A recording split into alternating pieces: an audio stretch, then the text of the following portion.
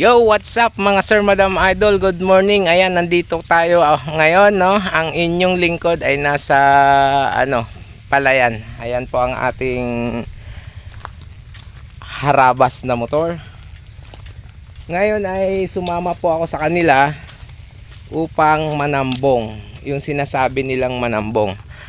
So, mai-experience na naman natin ang panghuhuli ng isda sa ilog. Ayan, napakainit.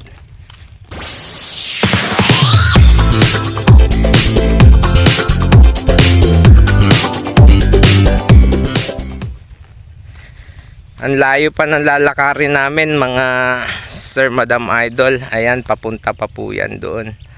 Napakalayo. So ayun na yung ating mga kasama na una na. Hahabol na lang ang inyong lingkod. Alright! So ayun mga sir, madam, idol. Nandito na kami sa yung sinasabing pagtatambungan, yung paghuhulihan ng isda. Ayan siya mga sir, madam, idol. Videoan mo nyo. Yan. Video ako, tapos pasa mo rin sa cellphone ni Kiko. Yan yung aming tatambungin.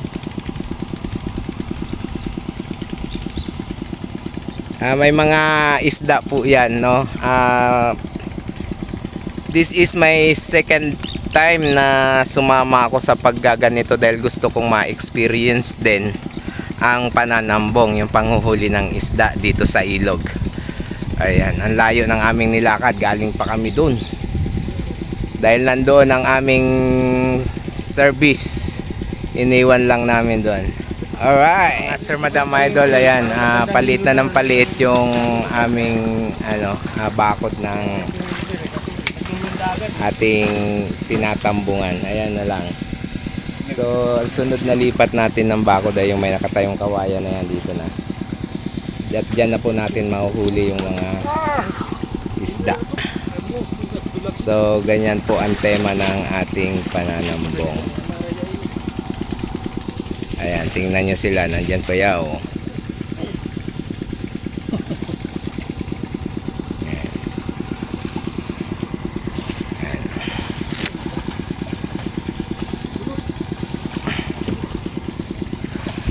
At dito na rin kami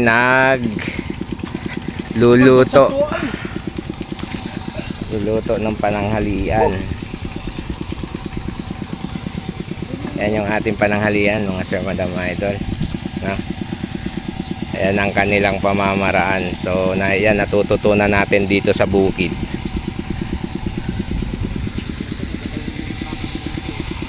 Malalim yan eh.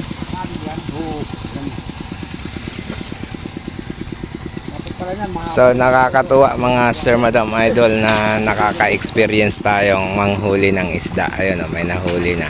Kamay lang yon.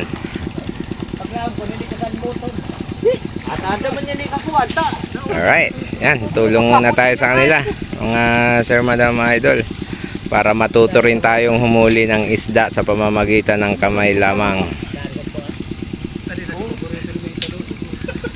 Ayan, may hito, dalag yung nahuli na yan. Puro tilapia na rakot ko. Tilapia.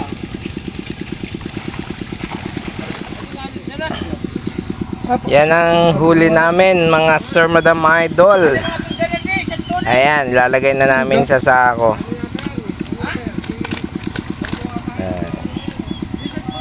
Lalagay na yan dyan at kami ay uuwi na. Ayan.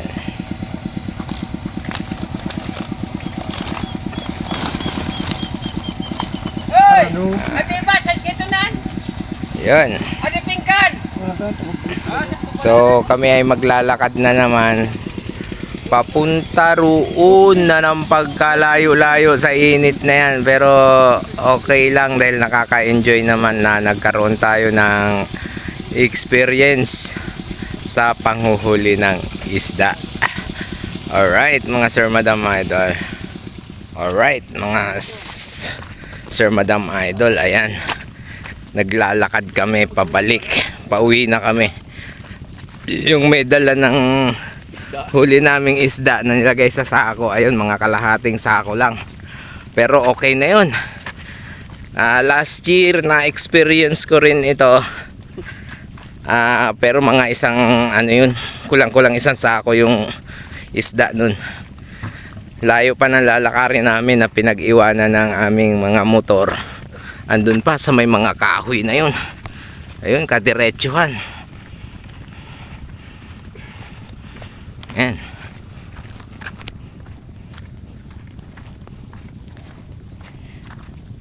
Ang init. Ang init mga sir, madam, idol, pero kailangang magtiis ng pobre para may pangulam. Parang Ayan. sa impyerno. Sa palayan tayo dumaan papunta sa ilog. Kakatuwa lang na naka-experience tayo ng panghuhuli ng isda sa pamamaraan nila dito sa Nabwa, Kamsur. Alright.